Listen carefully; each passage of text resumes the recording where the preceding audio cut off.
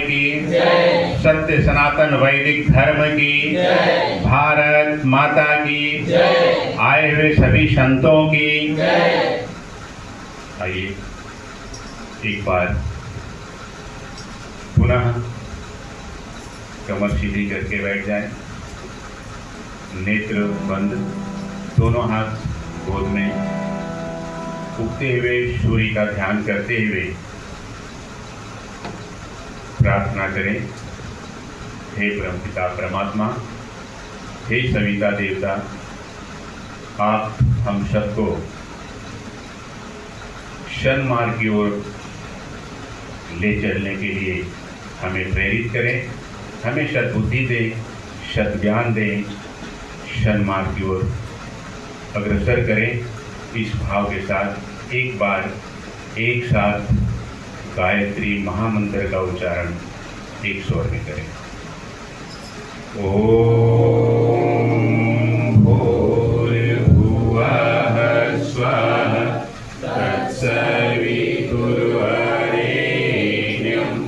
भर्गो देवस्य धीमहि धियो यो नः प्रचोदयात्।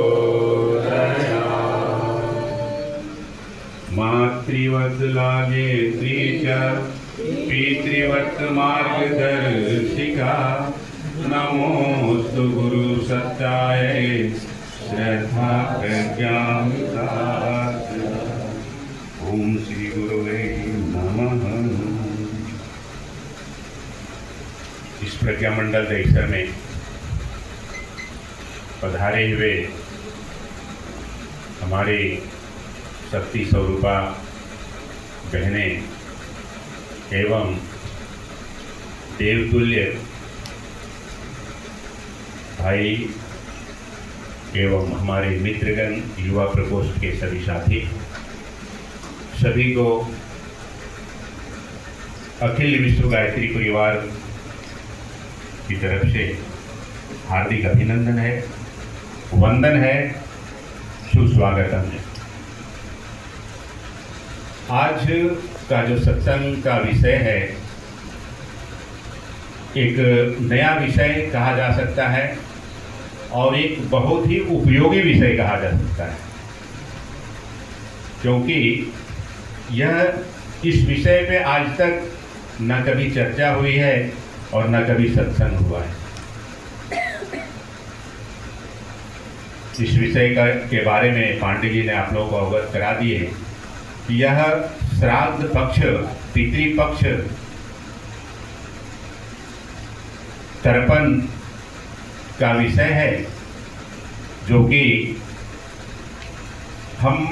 हमारे संस्कृति, हमारे हिंदू धर्म, हमारे सनातन धर्म के काफी लोग इससे वंचित हैं, इसकी जानकारी से, इसकी ज्ञान से अनभिज्ञ हैं, जिसकी वजह से उन्हें काफी परेशानियों का सामना करना पड़ रहा है।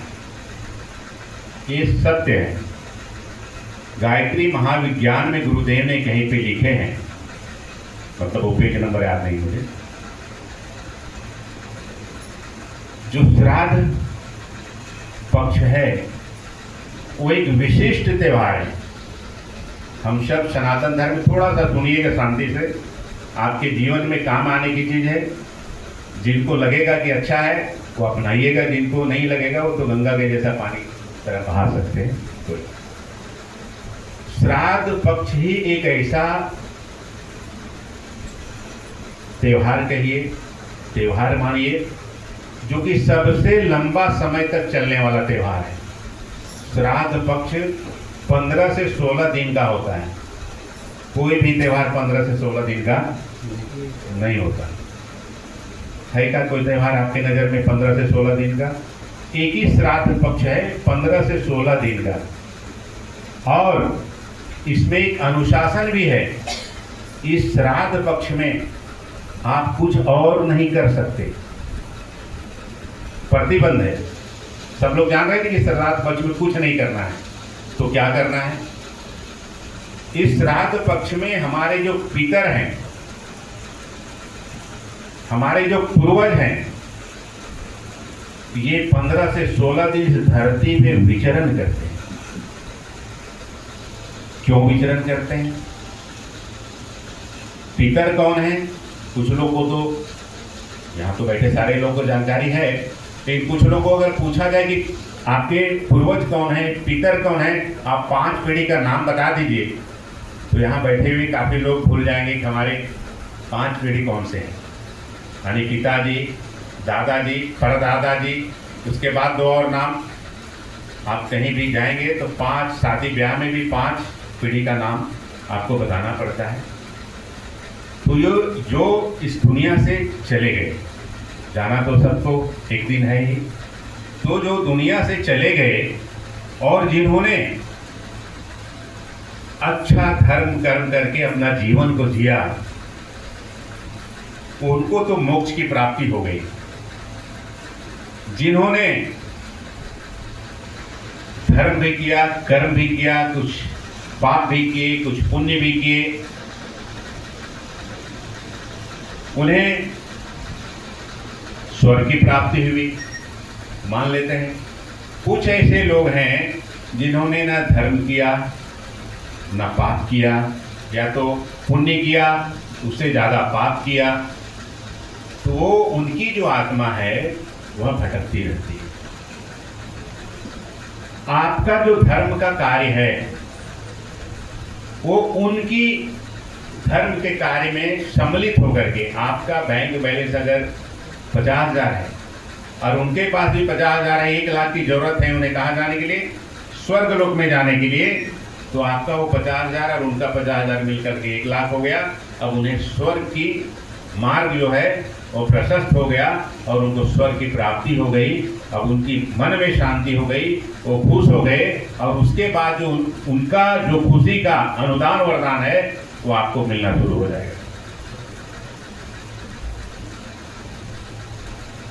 तो ये 15 से 16 दिन इतना लंबा क्यों रखा गया है? थोड़ा सा जान जाए हम लोग कि ये पितृपक्ष में हम पितरों की अगर हम श्रद्धा पूर्वक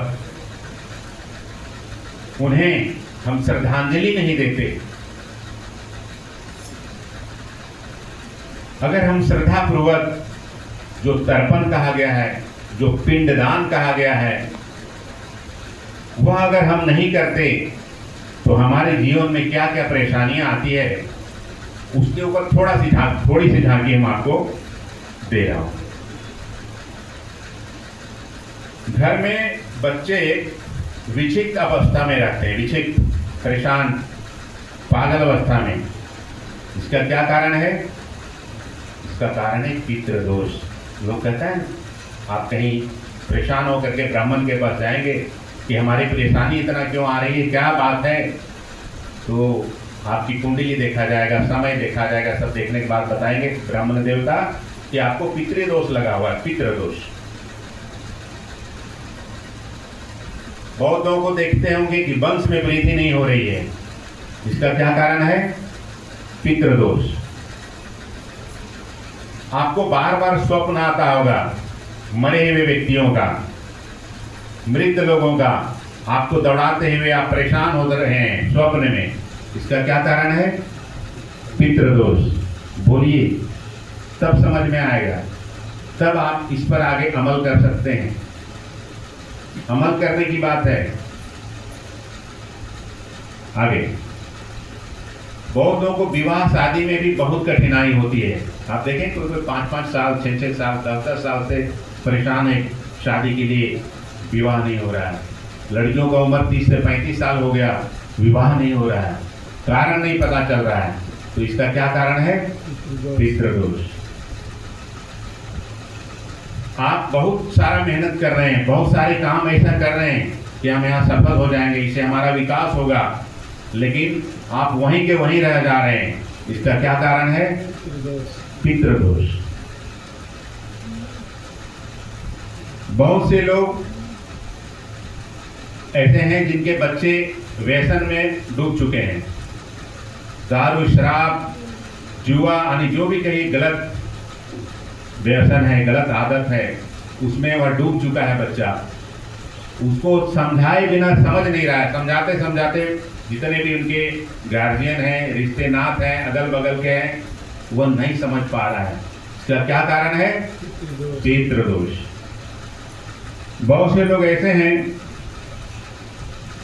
जो कि बहुत चाहते हुए भी, बहुत कुछ है उसके यहाँ, सारे कुछ से संपन्न है, फिर भी घर में रोज महाभारत हो रहा है।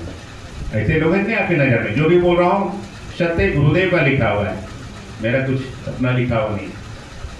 बहुत ऐसे लोग हैं जिसके घर में सब कुछ संपन्न है, घोड़ा, गाड़ी, बंगले, सारी व्यवस्था, नौकर चाकर, लेकिन घर में महाभारत है। पति पत्नी से प्रेम नहीं, बाप बेटे से प्रेम नहीं, माँ बेटी से प्रेम नहीं, सास बहू से प्रेम नहीं, कलह बना हुआ है। इसका क्या कारण है? पितृदोष। दोस्तों ऐसे बहुत सारे कारण हैं और जिसका जड़ है सिर्फ और सिर्फ पितृदोष। सोचिए कहाँ हम लोग इसके जानकारी के बिना, कुछ लोग मानते थे कि भाई ये पितृपक्ष आ जाता है तो अपने पूर्वज को पानी दे दो, ये हमारा कल्याण हो गया। कुछ लोग देते भी नहीं, वो पानी भी नहीं देते। बहुत लोग बोलते हैं इससे क्या होता है, हम जो उसको पानी देंगे उनके मुंह में जाता है क्या? कि सचमुच में जा रहा है मुंह में।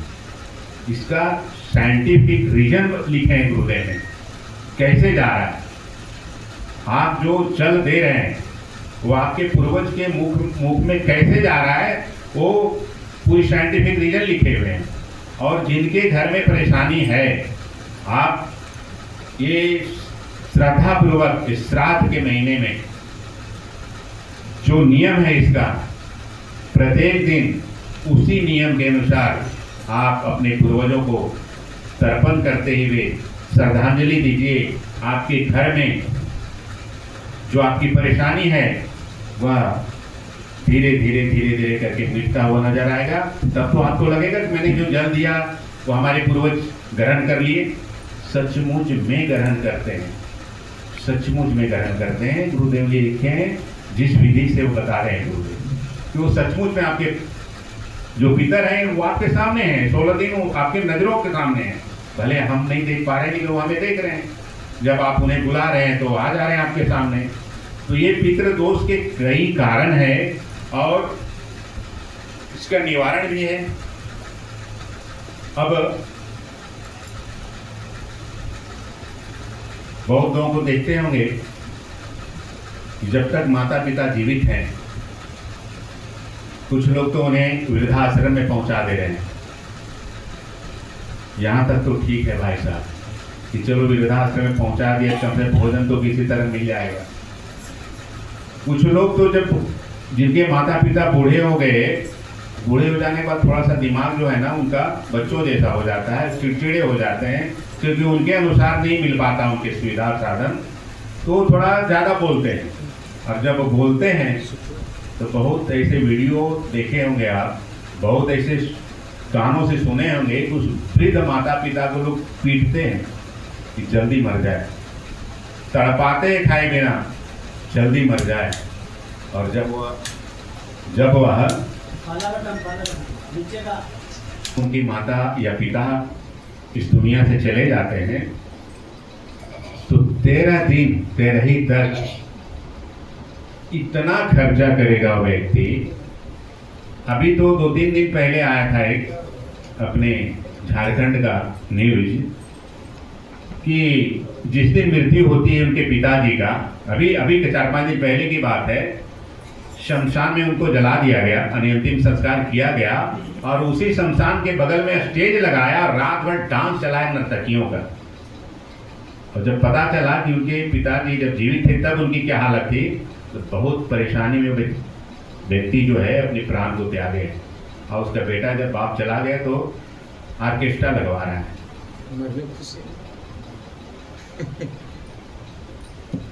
मित्रों, हाँ मन्नत रात। अब यही मेरा कहना है, आप सबसे विनती है,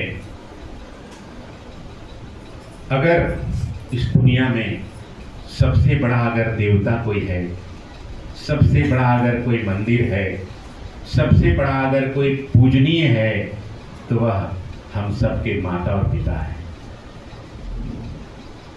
यहाँ पे बैठे हुए हमको लगता है कि ज़्यादातर लोगों के माता पिता जीवित हैं। कितने लोगों के माता पिता भी जीवित हैं? एक खाली राजकुमार। आप लोग सौभाग्यशाली हैं, सचमुच में आप लोग सौभाग्यशाली हैं।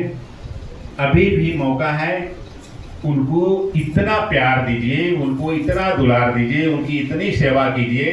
भाई साहब, हमारा अनुभव है, मेरे पिताजी 5 भाई हैं, जिन 5 बहुओं में जिन बहुओं ने मेरे दादा दादी को अच्छी सेवा की है, आज उनको भी उसी तरह से अच्छा सेवा मिल रहा है। जो बहुएं उनको परेशान किए हैं, आज खुद परेशान है। ये मेरे पास उदाहरण है। तो हम जो करेंगे उसका परिणाम हमें मिलेगा। कहने का मतलब है कि माता और पिता से बढ़कर कोई देवता इस धरती पे नहीं है। घर से बड़ा कोई मंदिर नहीं है। इसलिए सबसे पहले घर को मंदिर बनाइए और माता पिता की सेवा तो ऐसे कीजिए कि अब क्या कहा जाए। और ये जो इसका जो पुण्य आपको मिलेगा, ये आपकी अंतिम सांस तक मिलता रहेगा, यहाँ तक कि आपकी सांस जाने के बाद भी मिलता रहेगा। इसलिए मैं सबसे विनती करता हूँ कि अपनी माता और पिता की सेवा, जो खास करके बूढ़े हो चुके हैं, उन्हें तो आप दिल जान से कीजिए। पितृपक्ष का सबसे बड़ा संदेश ये है कि अपनी माता पिता की सेवा, जो चले गए जो हैं उनकी, और जो चले गए उनके लिए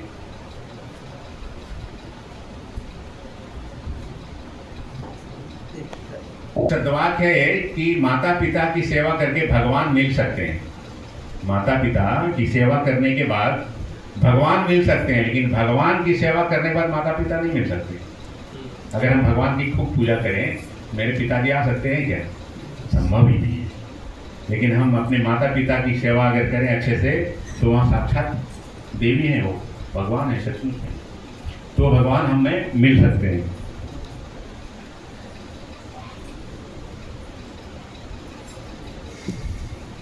अच्छा, पितृदोष लगता क्यों है? कभी हम सब विचार किए पितृदोष लग क्यों जाता है हमको? पहला कि आप अगर माता पिता की सेवा नहीं किए होंगे, पितृदोष तो आपको लगेगा ही लगेगा, कोई नहीं रोक सकता। इस पितृदोष की मुक्ति के लिए भगवान राम ने भी गया जी में जाकर के पिंडदान किए हैं। पढ़े कि नहीं रामायण में? इस पितृदोष की मुक्ति के लिए, पितरों की आत्मा की शांति के लिए भगवान राम भी जाकर के गया जी में पिंडदान किए और उस पितृदोष से मुक्त हुए। पूरे भारत में गया जी ही एक ऐसी जगह है जहां का पिंडदान किया हुआ आपका सफल होता है। बाकी और भी कई जगह पे करते हैं, हरिद्वार, पंचवटी, कई जगह है, लेकिन गया जी सबसे श्रेष्ठ है। गया जी में ही जाकर के राजा युधिष्ठिर ने भी पिंडदान किए थे। आप जटायु का नाम सुने होंगे। जटायु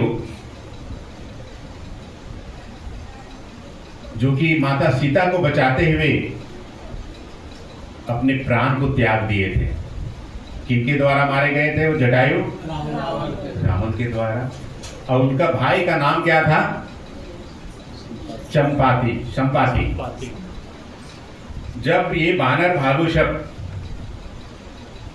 लंका की ओर जा रहे थे माता सीता की खोज में, तो वही जटायु का भाई संपाति मिले रास्ते में, क्योंकि वो एकदम बूढ़े हो चुके थे। और वो संपाति खुश हो गए कि आज तो मेरा पेट भर जाएगा, इतने लोग आ गए तो आराम से मार के खा लूंगा। झपटे तो ये बानर भालू बोले कि आप प्रणाम किया और बोले आप कौन हैं? बोला मैं संपाति हूँ। बोले आपके ही भाई जटायु माता सीता की प्राण की रक्षा के लिए अपनी प्राण की आहुति दे दी, और आप हम लोग की प्राण लेने के लिए आप उतावले हैं। बोले आप जानते हैं क्या जटायु को? बोले हाँ जानते हैं। वो कहाँ है? वो तो मेरा भाई है। तो बताए सब कि वो तो माता सीता की रक्षा में अपनी प्राण को त्याग दिए। तो वहां पे संपाति रोते हैं और वो भी जाकर के गया जी में जाकर के पिंडदान करते हैं, एक पक्षी होकर के। बोलिए, तो ये पिंडदान का इतना बड़ा महत्व है, ये पितृपक्ष का इतना बड़ा महत्व है कि आपका जीवन का परिवर्तन का एक बहुत बड़ा यह एक मोड़ है पितृपक्ष, श्राद्ध पक्ष। पितृ दोष लगने के काफी कारण हैं। सबसे पहले माता पिता की उपेक्षा करना, दूसरा है पितृपक्ष में पितरों को जल नहीं देना, पिंडदान नहीं करना, पितरों की अवहेलना करना, मजाक उड़ाना। बहुत लोग तो मजाक उड़ा देते हैं। एक हमारे भाई साहब हैं, ठाकुर हैं, वो बोले कि मेरे सपने में पिताजी आते थे। पिताजी इनके दिवंगत होने के बाद तो बहुत परेशान हो जाता था मैं। तो उनको कोई बताया, मैंने उनको, कि जब सपने में आते हैं तो उसको गाली दिया करो। सच घटना बोल रहा हूँ, यही मीरा रोड रहते हैं, शिवम सिंह नाम है। अब बोले मैं जब सपने में आने लगे तो मैं उसी समय गाली देना शुरू कर देता था और गाली देते देते उड़ जाता था, नींद से मतलब उड़ जाता था। तो इसका था कि कोई है ही नहीं। तब बोले तब से पिताजी नहीं आते हैं। लेकिन जब से उनके पिताजी नहीं आने लगे ना, तब से उनकी घर की हालत ऐसी हो गई है कि बेचारे परेशान से परेशान है, ये हालत है। लेकिन अभी तक उनको ये कोई अवगत नहीं कराया कि आपको पितृदोष लग गया है। जिस दिन उसको कोई अवगत करा देगा कि आपको पितृदोष लग गया है, तब से अपने आप को सुधारना चाहेंगे, सुधर जाएंगे। और वे इन गुरु के क्या नाम है इनका, बाबा हरदेव सिंह महाराज निरंकारी में है। मैंने हमसे बात की एक दिन, लेकिन हमने उनको नहीं बताया कि उस पितृ के पक्ष के बारे में, क्योंकि वो निरंकारी वाले हैं। तो भाई वो किसी की नहीं मानते, बिना आकार के। हाँ, तो वो मानेंगे नहीं, कहाँ जाएंगे वो। हम तो बता रहे हैं ये हालत है उनकी ना। तो पितृ दोष लगने के बहुत सारे कारण हैं। समय भी इधर हो रहा है, लोग इधर भी देख रहे हैं। इससे निवारण के भी कुछ उपाय हैं। पहला उपाय कि आप पिंडदान तर्पण कीजिए, जो कि पहली बार इस मंडल में कल दिनांक 14 सितंबर को पिंडदान का कार्यक्रम यहाँ पे सुबह कल 9 बजे रखा गया है। जिन भाई बहनों को अपने पूर्वजों से प्यार है, अपने पूर्वजों को श्रद्धांजलि देनी है और अपने घर परिवार में सुख शांति लानी है, अपने जीवन में शांति लानी है, वो पिंडदान के लिए कल सुबह आवश्यक सामग्री को लेकर के इस मंडल में पहुंचेंगे। पिंडदान पितृ दोष से मुक्ति के कई कारण और भी हैं मुक्ति का। इसमें पहला कारण है कि ब्राह्मण को दान देना, ब्राह्मण को भोजन कराना, ब्राह्मण को वस्त्र देना, ब्राह्मण को गौदान देना, आभूषण देना। लेकिन भाइयों, ब्राह्मण को देना है। अभी जाति से ब्राह्मण कहा जाए ये उपयुक्त नहीं होगा, क्योंकि हमारे ब्राह्मण जाति में आज ऐसी विडंबना आ गई है कि लगभग 60 से 70% हमारे ब्राह्मण जाति के लोग दारू, मांस, मदिरा वगैरह वगैरह जितने भी व्यसन है सब में लिप्त हैं, मस्त हैं। तो उसे गुरुदेव ने कहा है कि ये ब्राह्मण नहीं हो सकते, ये ब्राह्मण, उनको आपको दान देने से फल नहीं मिल सकता। ब्राह्मण वो हैं जो सात्विक जीवन जी रहे हैं, जो गायत्री महामंत्र के उपासक हैं, जो त्रिकाल संध्या करते हों, जो दूसरे के प्रति अपने आत्मा के जैसा भाव रखते हैं, ऐसे ब्राह्मण को आपको दान देना है। तब क्या होगा, आपका पितृदोष से मुक्ति होगी। दूसरा है कि गाय को भोजन कराना। गाय आपके पितरों की मुक्ति के लिए है। आप पितृ से दोष से कैसे निवृत्त हो सकते हैं। गाय को भोजन कराइए, हमारे सनातन धर्म में जब पहला रोटी बनता है, बोलिए भारत माता की जय। कुछ लोगों को नींद आ रहा है। देखिए आपके भी पूर्वज यहाँ विचरण कर रहे हैं कि मैंने मन ही मन बुला लिया था सबको। तो जब पहला रोटी बनता है, हमारे सनातन धर्म की ये व्यवस्था है, ये नियम था, अभी लोग नहीं मान रहे हैं कुछ लोग। पहली रोटी में गुड़ लगा करके, घी लगा करके पहले गौ माता को खिलाया जाता था। और जिस जिस घर में ये प्रथा अभी भी है, वह घर अभी भी सुखी है, संपन्न है, सुख शांति से जी रहा है। आप देख लीजिए अपने दिल दिमाग को लगा करके। पहली रोटी गौ माता को दिया जा रहा है, उस घर की बात है। तो पहला रोटी आप गौ माता को दीजिए, मिष्ठान लगा करके, गुड़, मिठाई, घी लगा करके। तीसरा है कौवा। आपके जो पूर्वज हैं, हमारे जो पूर्वज हैं, कौवा रूप में अभी जन्म ले रहे हैं। अभी आप देखते हैं कि कौवा अभी बच्चा देता है इस समय, इसी समय कौवा ज़्यादा बच्चा देता है, पता नहीं क्यों। और ज़्यादा करके लोग बोलते हैं कि कौवे के रूप में पूर्वज इस 16 दिन यहाँ पे आते हैं, तो कौवे को भोजन कराना है। जो भोजन तिथि हमारे सनातन धर्म में तिथि किस दिन मनाया जाता है, बहुत लोग जानते हैं कि जिस दिन हमारे पूर्वज दिवंगत हुए थे। अगर कोई पंचमी को प्राण त्यागे हैं तो उनकी तिथि पंचमी तिथि है। कोई अष्टमी को, कोई दशमी को, कोई समझिए अमावस्या को, तो उनको उसी दिन तिथि अपना पूर्णाहुति करनी है। और जिनको जानकारी नहीं है तो पूरे 16 दिन 15 दिन लास्ट में अमावस्या को अपनी तिथि पूर्ण करेंगे।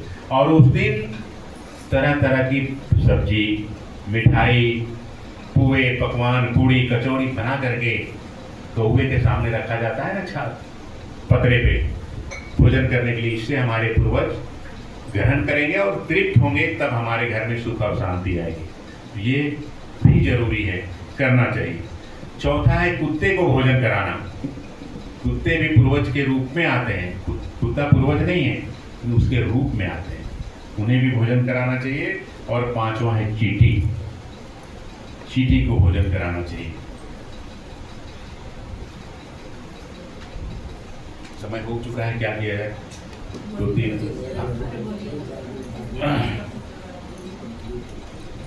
और सबसे अगर आपको शांति और सुख चाहिए पितृदोष से निवारण के लिए, तो आपको गया जी में जाकर के पिंडदान करना चाहिए। अभी इस समय गायत्री परिवार का एक अलग वहां पर व्यवस्था बनाया गया है, जो कि ग्रुप में भी आया होगा सबको। गायत्री परिवार शांति कुंज के तरफ से गया जी में व्यवस्था बनाया गया है कि आप जो पिंडदान करने आएंगे गायत्री परिवार के लोग, पहले सूचना वहां दे दें, उनकी पूरी व्यवस्था वहां रहेगी और विधिवत पिंडदान किया जाएगा। नहीं तो वहां पे क्या है, जो पंडा लोग हैं, जो पंडित जो अभी हमने उनकी बात की, वो तो लूटने के लिए बैठे हैं। आप पहुंचेगा, आपको ऐसा पाठ पढ़ाएंगे कि आप उनको दे के आ जाएंगे और विधिवत पूजा नहीं हो पाता, विधिवत पिंडदान नहीं हो पाता। उनको तो जल्दी आपका पटा करके दूसरे को पकड़ना है। इसलिए गायत्री परिवार के द्वारा वहाँ पे शुरुआत किया गया है इस बार से। मुझे इस बार की जानकारी हो सकता है पहले हो रहा हो, लेकिन अब हर साल होगा। तो गया जी में जाकर के जो पिंडदान करता है, वो समझिए वह संपूर्ण रूप से पितृदोष से मुक्ति पा सकता है। 6 तरह का तर्पण होता है पिंडदान में, जो कि कल आप लोगों को बताया जाएगा। थोड़ा समय कल आप लोगों को 6 तर्पण बताया जाएगा कि हम किसके किसके ऋणी हैं और हमें किससे किससे तर्पण करके हम अपने आप को तृप्त कर सकते हैं। यह जो सनातन धर्म की जो हम सब खो चुके हैं, ये जो हमारा धर्म है सनातन धर्म, जिनकी नियम है, विधि है, वो सब को हम लोग क्या कर चुके हैं, खो चुके हैं। यह शांति कुंज अखिल विश्व गायत्री परिवार, उसी को फिर से जगाने के लिए हम सबको गुरुदेव ने परिवार बना करके जोड़ रहे हैं। उसी को जानकारी देने के लिए हम सबको एक संगठन बना रहे हैं, संगठित कर रहे हैं। और सत्संग के माध्यम से, पुस्तक के माध्यम से, पत्रिकाओं के माध्यम से आप सब तक यह ज्ञान को दिया जा रहा है कि आप यज्ञ के माध्यम से कि आप अपने धर्म को, अपने सनातन धर्म को, अपनी संस्कृति के बारे में जानिए, आप अपने देशभक्त बनिए, आप अपनी संस्कृति की प्रकाष्ठा को समझिए, आप अपनी संस्कृति, अपने धर्म के प्रति निष्ठावान हो जाइए, तभी आप सचमुच में अपने पूर्वज को श्रद्धांजलि दे पाएंगे। आइए अब मैं अपनी वाणी को यहीं पे समाप्त करता हूं। थोड़ा सा माइक की वजह से विलंब से शुरुआत हुआ।